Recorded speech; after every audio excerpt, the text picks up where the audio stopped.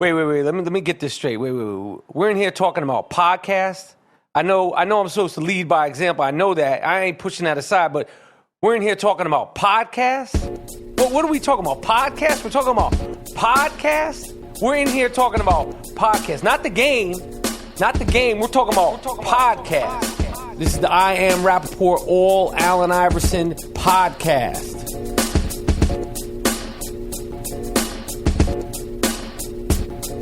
What up? Yo, this is Michael Rapaport in here at the Gloom Tomb with my man G Moody. Monetti. Oh, sorry. Yeah. What is it? G Monetti. G Monetti, why don't you tell, before we get into it, why don't you tell everybody again the little story, the anecdote of how you came up with the name G Monetti? Because I thought it was very, I thought it was a nice little piece of, pop culture trivia. Fred Sanford on Sanford and Son said, G Monetti. Instead of like, oh, G. He's like, oh my God. He just said G. And it struck me when I was 14, and I've been using it ever since. But your real name is? Gerald Moody. And you're from where? Brownsville, Brooklyn. All right, this is the I Am Rapaport podcast. So we are big Allen Iverson fans since Georgetown days, and then, of course, his first years with the Sixers, and then, of course, the championship year with the Sixers, his whole career, his style, his skill level. I mean, shit. Gerald is about the same size as Allen Iverson. 6 feet? How tall are you? 6'1", B. I don't think Allen Iverson's 6'1". I've met him. I've talked to him. When I met Allen Iverson, I was really fucking excited. Right. Really fucking excited. Everybody was huge fan of his. You know, the way he played, his style. And, and it wasn't just like his style. It was like there was something about the way he carried himself that was genuine.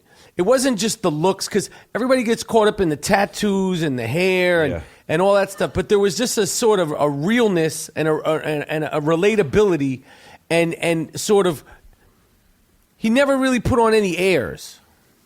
Original, genuine, just a regular dude, man. You know, the thing that I think about Allen Iverson, when I think about now, when we just watched the documentary, which we're going to get into on Showtime, the Showtime documentary on Allen Iverson. We just watched it.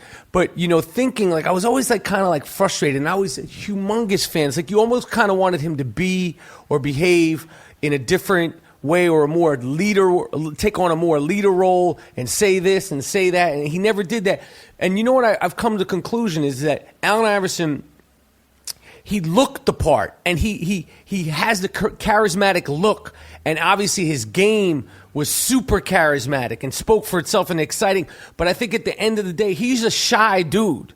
Yeah. Like, he's not like a guy who looks for the limelight. Right. Like, even when he was playing, like he never thumped his chest in people's face. He never talked shit. Right. He never got into, like, back and forth with dudes. Like, and it's like, and that has something to do with his personality. Like, so as flashy as his game itself was, and as flashy as he looked and as he dressed, he really was a guy who was kind of, I think, more shy. Yeah. And I don't think he necessarily wanted to be in the limelight, and certainly wasn't prepared and planned. He was put on a pedestal immediately. Right. A shy guy, basically. You look at it. You look at the interviews. Like, it's like he's not like, he doesn't look, he's just shy, but he doesn't look, he looks the part. Right. So anyway, we just watched the Showtime documentary. Yeah.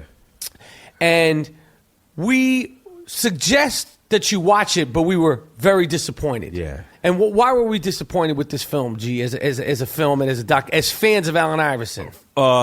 We've seen all of what they showed with ESPN, 30 for 30. I wanted to see more. I wanted to see, okay, I know he's this, I know he's that, he's great, this and that. What's going on now? Why the fuck was he banned from casinos? Right. Get into the personal demons. Right. Right?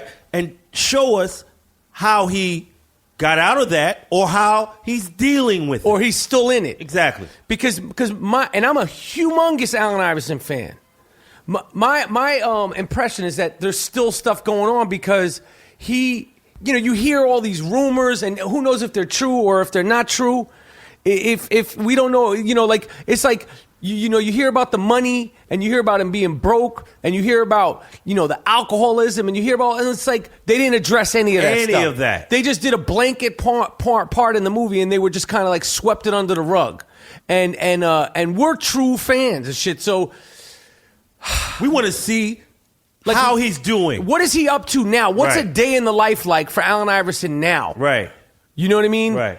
Like, because I don't feel like the struggle is over, and I feel like they didn't acknowledge that. Right. Like he's still in the middle. I don't feel like he's resolved completely. Right. He was in court. I heard a lot of stories about him being in court with his kids and this and that. Wife and the child support. You just hear all this stuff. And not that he's going to go. I just think that there would have been a way to articulate those questions and that part of his life without it being demeaning or like a reality show. Right. That's my thing about the documentary. Ace, how did you feel about you? I know you had a lot of questions that you wanted answered about Allen Iverson. Like you were kind of rattling them off during the movie. Like what were some of the questions that you wanted answered? We have a guest. Excuse me. Can I please introduce you? Can I please introduce you, Ace? This is Ace. He's our guest analyst tonight on Allen Iverson. So we were kind of we were rattling back and forth. Allen Iverson is my dog. I fucks with him. We fucks with him hard. But as a film, body. making it as a film. But I want to know where he keep that Johnny Walker Black. Do he got a flask? How's he? When's he hitting? I want to see him hit that bottle. I want to know what's good for real. Like you on that program? How many weeks? Like, what's your choice? Do you take it? Like, do you got a side pocket with ginger ale or Sprite, or you just going to the head? That's my dude, though. I fuck with you, AI fuck with heavy. Him hard. But I need to know that. Where's that brown bag, B? Your shit's still mad big. Your pants, your jacket. Listen, AI, and I'm saying this with loving. T-shirts. Yeah. This stylists out here now, B. You could get help. Worst come to worst. Nobody rocks big shit anymore. Who sells a XXX? We're in the streets every day. You was in the most thuggish, rugged shit today. We were in the thuggish, rugged shit. The new gangsters, the hipsters. Nobody's wearing their shit big. Harlem, they don't wear their shit big. That's not what's Brownsville, up. nobody. He's across still on that he's shit. the only one though who seems to be wearing his shit big.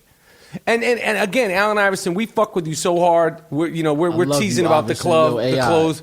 You the best, but the best. I want to see the real story though. Yeah, as far as the documentary, I felt like it could have gone farther. And because I consider you one of the greatest basketball players of all time, one of the most important athletes of all time, you deserve a documentary that is one of the greatest documentaries of all time and one of the most unique documentaries of all time. I'm saying that as a filmmaker and as I'm saying it just as a critique. Like if you're dealing with somebody as important, like Allen Iverson is important to sports as Van Gogh is to art, as John Lennon is to music, as Steve, like he's that important. Like and the thing, I'll say this about Allen Iverson, like one of the things that we were talking about earlier when we were getting excited, getting pumped up, we got chicken wings and pizza to watch this doc. But we made it like this was must-watch TV, so we're saying... Iverson, it was important, It was important. We're in here. This is live from the gloom. We just finished watching the Allen Iverson documentary. I was saying that, like, we were saying that earlier, like, if you said who's the best shooter, Allen Iverson wouldn't even be in the top 10. Who's the best passer? Allen Iverson wouldn't be in the top 10. Who's like the best rebounder? Allen Iverson would be in the probably ball handler. He would definitely be in the top 10. He would definitely be in the top 10. He started that real crossover. Yeah, shit. he started that shit. But if besides, you said, like, if you go back to Tim Hardaway, all of, but he made it more like he crossed Jordan. He took it to the next level. He disrespected Michael Jordan. Yeah, he crossed on the court. Yeah, he said he made him bite on it first, and then he let him set his feet and then crossed him back. He disrespected him. That really happened. But the thing about Allen Iverson is that he wasn't anything specific at the best, but the thing that he was the best at was playing as hard as he possibly could, and he was also the best at getting every single ounce out of everything he had to offer as a basketball player.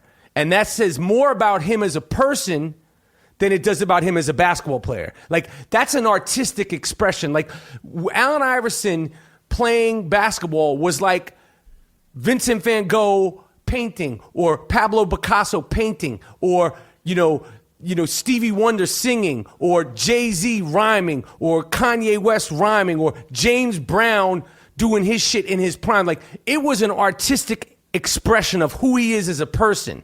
So I'm saying the stuff about the movie. I was a little disappointed. We did do must-watch TV to watch the shit.